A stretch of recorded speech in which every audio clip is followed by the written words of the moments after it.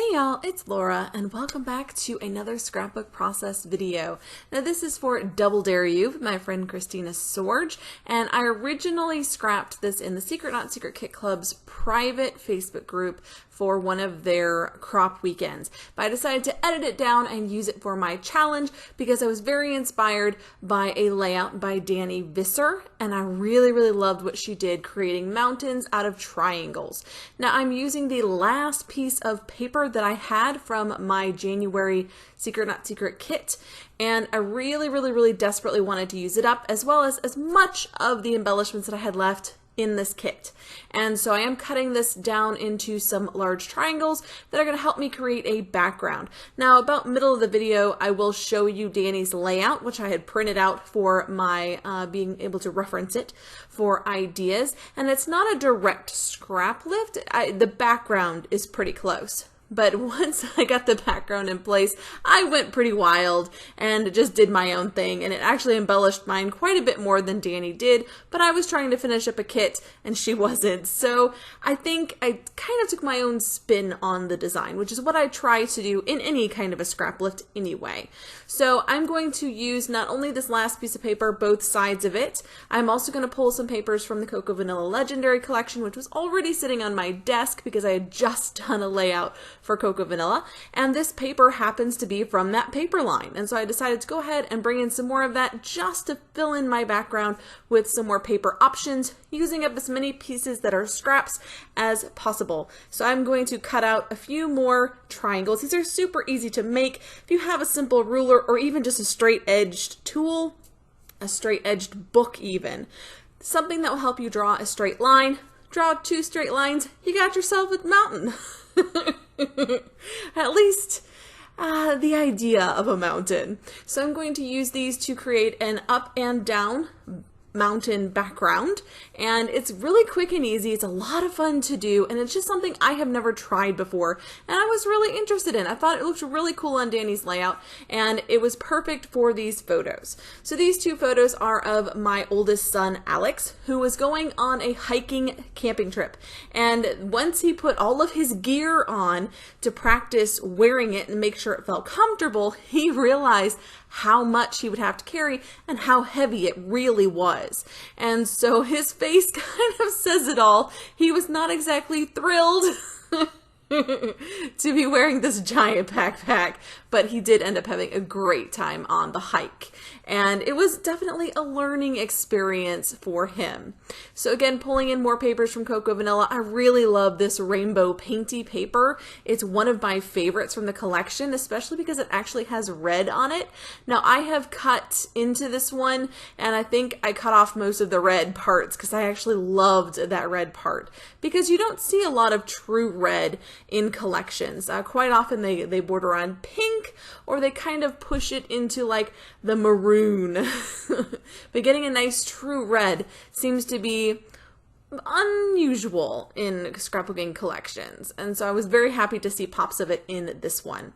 So now that I've gotten a lot of my papers together here, I am going to pull in one more. This one has some yellow because I felt like the background needed a little bit more pattern going on, but I do also like when it isn't too busy. So by using patterns like this yellow where it's tone on tone, it doesn't draw too much attention to itself as being busy. It is bright and it is bold, and that's why I'm using a white background, so it doesn't have to compete with a pattern paper in the background. But by using these tone on tone papers like the green and the yellow and even the map paper to some extent, it works really well to give you a pop of color without interfering with the larger, more bold patterns like that stripe. Now I will go ahead and show you real quick Danny's layout that I'm basing this one loosely on. As you can see, pretty low key. Once she gets her triangles in the background, she just has a big title and some scattering of stars. I'm going to take it much further than that. I have gone ahead and taped everything down off camera, just so that you don't have to watch a lot of taping. I just don't find that interesting to watch myself, so I remove it from my videos. I am going to add a title. Most of the rest of the kit was using Simple Stories Bro & Co., which does mesh with Cocoa Vanilla quite nicely, and I went ahead and used a couple of these titles from the thicker set, and I really like the pop of black on these bold patterns. That high contrast is really interesting to play with and gave me a lot of ideas about how other things should be placed on the page. It also helps to tie in my photo because my son is wearing all black. He went through a phase of that a couple of years ago where almost everything he picked out from the store was solid black or some form of gray, and I'm glad he's moved on from that. He still wears a lot of it, but I can get him into some some more colorful shirts lately, and so I'm very, very glad for him to make a slight switch there, because if every photo you're wearing black, I find it a bit much. It's hard to scrap when all they're wearing is black. The only colors in the photo are black.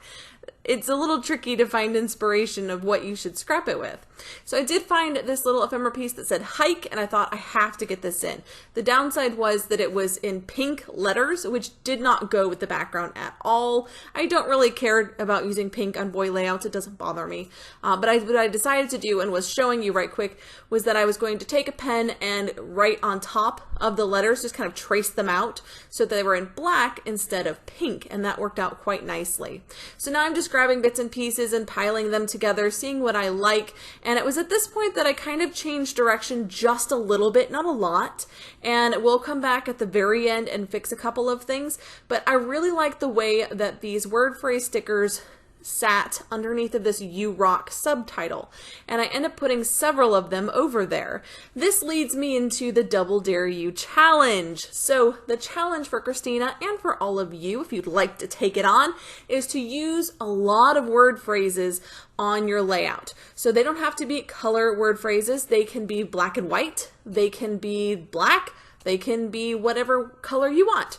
But I want you to find a way to use a lot of word phrases on your page. I think I ended up using about 7 or 8 maybe on mine, and I love the way that they look. I think it worked really well to break up the top half of the triangles from the bottom half of the triangles and create a little linear border there in between.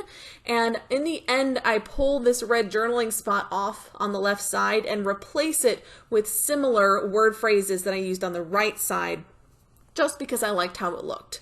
And I add the journaling at the bottom instead.